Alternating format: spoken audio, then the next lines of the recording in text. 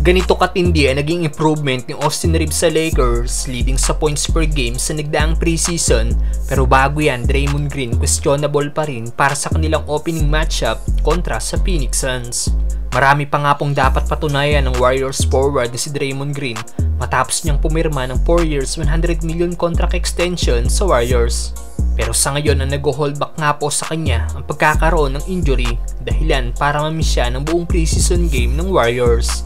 Pero kahit wala nga po siya, okay naman na naging record ng GSW sa kanilang preseason na nakakuha ng 4-1 na record. Sina Jonathan Kuminga at Trayce Jackson-Davis nga po ang pumuno sa minuto na para kay Green. At ngayong nalalapit na ang opening matchup ng Warriors kontra Phoenix Suns, listed as questionable pa rin nga po si Draymond Green. Pero ayon kay Green, maganda na raw ang pakiramdam ng kanyang injury, pero hindi pa siya ganoong 100% healthy. Mukhang hindi pa talaga makakalaro si Green mga brother, pero good thing naman dahil maganda ang nilalaro ni Jonathan Kuminga para sa GSW kung saan nag-average ito ng 21.8 points, 5.8 rebounds sa 3 assists per game noong preseason para pangunahan ng Warriors. Okay din ang inilaro ng rookie ng GSW na si Trayce Jackson-Davis na may average 6.2 points at 4.4 rebounds per game. Samantalang Austin Reeves, grabe ang naging improvement sa nagdaang offseason, tinalo pa sina LeBron at Davis.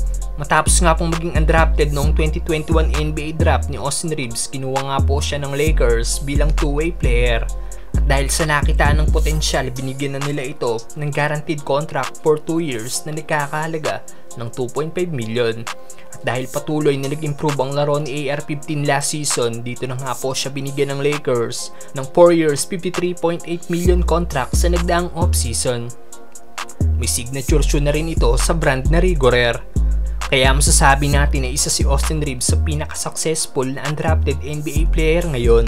At sa naging preseason game ng Lakers, mas lalo nga pong nag-improve ang laro ni AR-15 at tinalo pa sina LeBron at Davis. Nag-average nga po si Austin Reeves ng 16 points, 3 rebounds, 2.7 assists at 1.3 steals, shooting 62% sa field, 66.7 naman sa 3-point area at 90.9% sa free throw line, playing 22.5 minutes per game.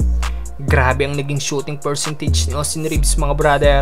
Siguradong tataas pa yan dahil sa madadagdagan pa ito ng playing time ngayong regular season.